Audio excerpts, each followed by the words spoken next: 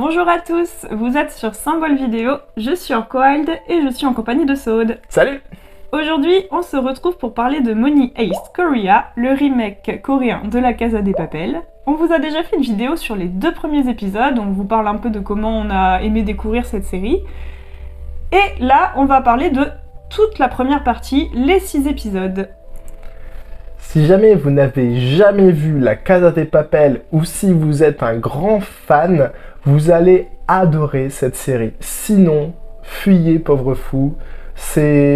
La série n'est pas pour nous. Nous ne sommes pas la cible et Ça se sent. Ça se sent énormément. Pour commencer, Sod, j'aimerais que tu nous parles un peu des avis.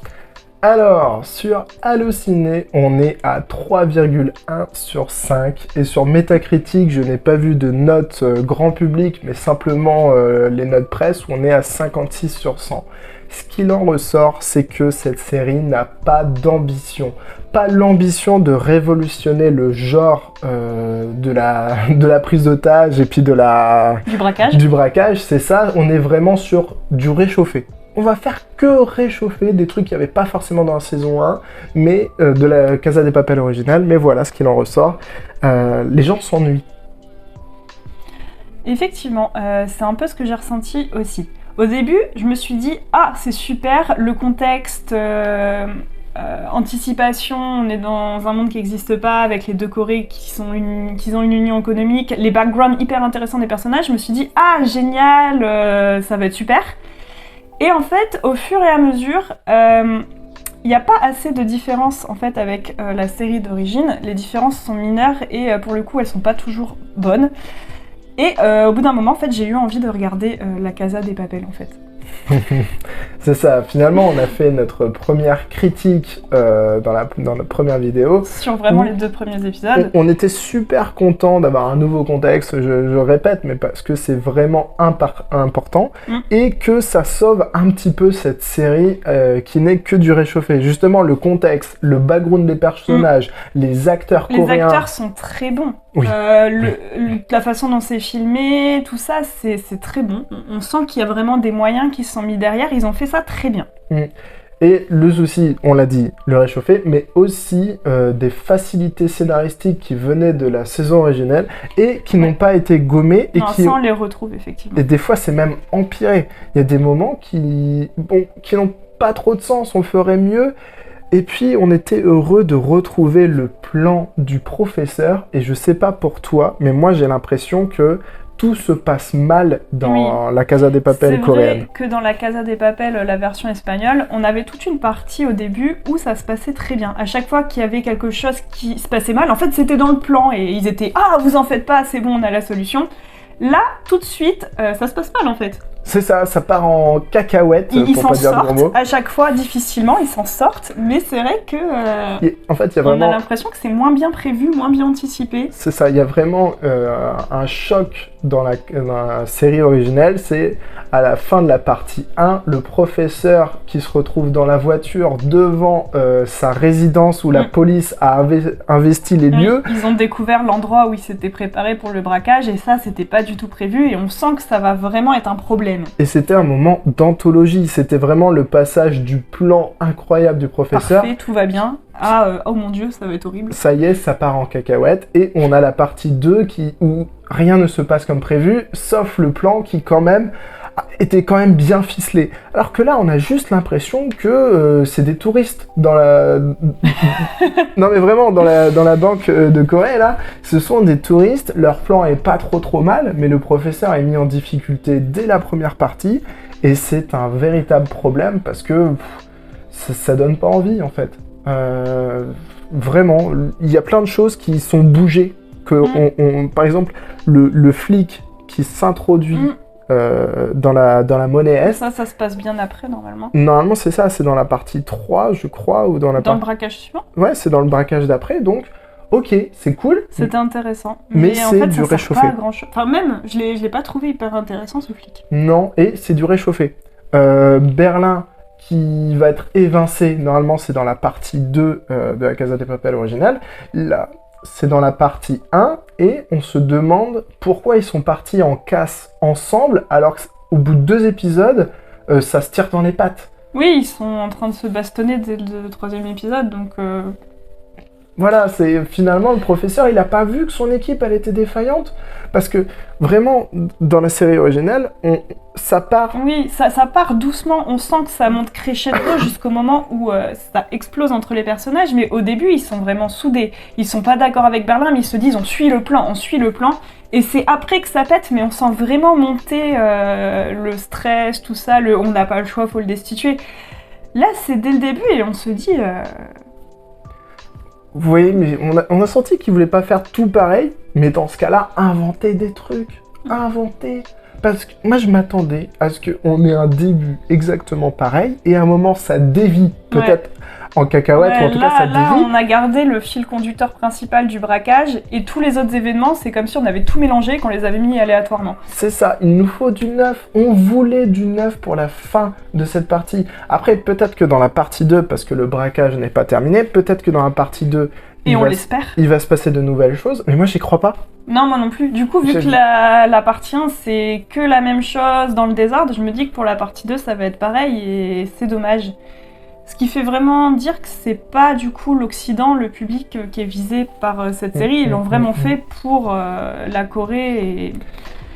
Oui, après il y a des petites choses qui sont ajoutées, qui sont nouvelles, mais c'est tellement risible dans le plan, dans tout ça, que finalement, on le parlait à un moment donné, c'est le professeur qui connaît déjà la Raquel coréenne depuis 2 mois. Ça, c'était cool. Les relations évoluent différemment, je veux dire les relations amoureuses. Le professeur et l'inspectrice, du coup, se connaissent déjà au moment où le braquage commence. Ça, on a trouvé que c'était vachement plus crédible que le moment où le professeur rencontre Raquel tout au début du braquage dans la série d'origine, et on comprend pas bien pourquoi elle s'attache à lui alors qu'elle est en plein braquage et qu'elle a pas le temps. Ouais. C'était un peu artificiel. Là, pour le coup, on a bien aimé que la relation soit déjà installée.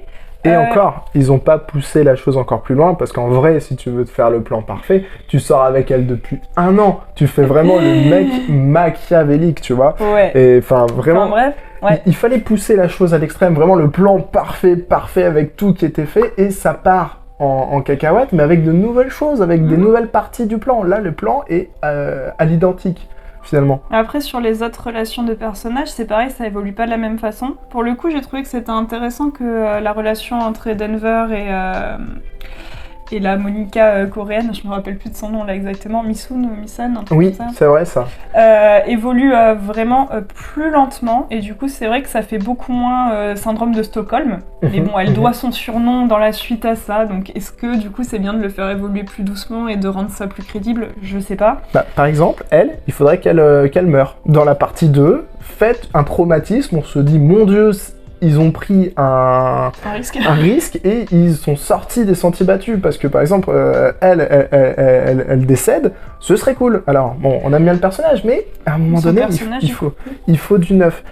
Il y a aussi la relation entre Rio et Tokyo. Oui, la relation évolue vraiment plus lentement que dans la série espagnole, où on sentait qu'ils étaient déjà, enfin on voyait dans les flashbacks d'ailleurs qu'ils étaient déjà ensemble avant que le braquage commence vraiment, durant la préparation. Là, Tokyo et Rio ne sont pas ensemble. On voit que Tokyo est intéressé par Rio, mais la relation évolue vraiment tout doucement durant les 6 épisodes. Ils se rapprochent tout doucement, mais il n'y a rien vraiment d'amoureux évident entre eux pour l'instant. Il y a une chose du coup, c'est qu'on a moins de flashbacks. On a beaucoup moins de flashbacks, et d'ailleurs je me suis même posé la question, est-ce qu'ils habitent tous ensemble comme dans la série espagnole? Parce qu'on les voit se réunir dans la piscine, mais on voit presque pas de relation. Il y a juste un moment où on voit Denver qui discute avec son père, et on se dit ils doivent être dans le jardin d'un endroit où ils sont tous peut-être, mais c'est pas évident. On n'a pas le côté évident, ils vivent tous ensemble et tout ça qu'on a dans la série espagnole. On n'a pas encore la préparation du casse finalement. Il y a une deuxième chose avec cette relation, c'est qu'on a une Tokyo qui est totalement différente de la Tokyo espagnole. C'est une bonne chose. Oui, et pour le coup, elle est vraiment bien, parce que moi je trouvais... La Tokyo espagnole, on l'a trouvée quand même très énervante, très impulsive et... Pardon. Le fait que cette Tokyo soit différente, pour moi, c'était vraiment bien. Elle est plus froide, plus calme. elle va suivre le plan du professeur parce qu'elle lui fait confiance. Elle est pas, tu sais, elle est pas... Elle est beaucoup plus réfléchie, c'est ça. plus posée. On a vraiment la sensation qu'elle se laisse pas prendre par ses émotions et qu'elle est beaucoup plus Bah déjà, c'est une militaire. c'est ça. Donc déjà, elle a une formation, elle a un entraînement, elle a... Puis elle est devenue criminelle, entre guillemets, parce qu'elle n'a pas eu le choix, qu'elle s'est retrouvée coincée dans un réseau de proxénètes et que le seul moyen pour elle de s'en sortir, c'était de les tuer. Alors que la Tokyo espagnole, c'est une braqueuse... C'est pas du tout le même... Et l'objectif est différent. Pour la Tokyo espagnole, c'est vraiment de se mettre plein d'argent. Pour la Tokyo coréenne, on n'a pas encore... plus de survivre. On n'a pas encore son objectif, mais on sent qu'elle a un idéal, tu vois. Comme le professeur a un idéal. Et c'est pour ça qu'elle suit le plan. On le sait pas encore, s'ils nous l'ont pas encore dit, mais ça va amener normalement des choses intéressantes pour la partie 2. Enfin, j'espère vraiment. Sinon, c'est à peu près tout ce que j'avais relevé pour cette série. C'est déjà pas mal, on a déjà dit beaucoup de choses.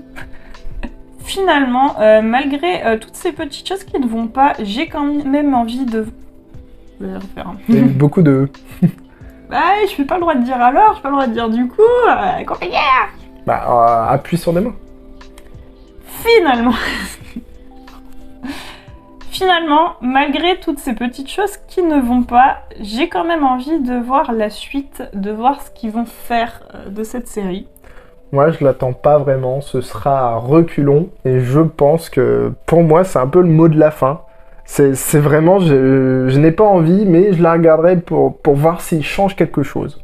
J'ai quand même envie parce que je me suis attachée à ces nouveaux personnages. C'est vrai que les personnages sont bien. Enfin, il pourrait faire un truc vraiment dantesque pour la fin de cette série, et ça pourrait être vraiment ultra cool, et ça se trouve, la partie 2, ça ne suit pas du tout le plan du professeur. Enfin, j'espère trop. Malheureusement, j'espère trop, et je pense que je vais être très déçu. Voilà. Merci de nous avoir suivis sur ces 2 vidéos sur Money Heist Korea. Venez nous dire en commentaire ce que vous en avez pensé, si vous avez aimé, si vous n'avez pas aimé, si aussi vous avez vu la série d'origine, parce que ça, je pense que ça change le point de vue. Puis on se retrouve pour parler éventuellement de la suite. Bah parce que le cast n'est pas fini. Allez, à bientôt. Pourquoi t'arrêtes pas de dire dantesque? Je l'ai dit dans l'autre vidéo, donc ça passe. Mais oui, je sais, mais pourquoi dantesque? Ça existe pas? Bah si, ça existe, mais ça parle de l'enfer de Dante. Je sais pas ce que tu veux dire avec dantesque. Ah bon?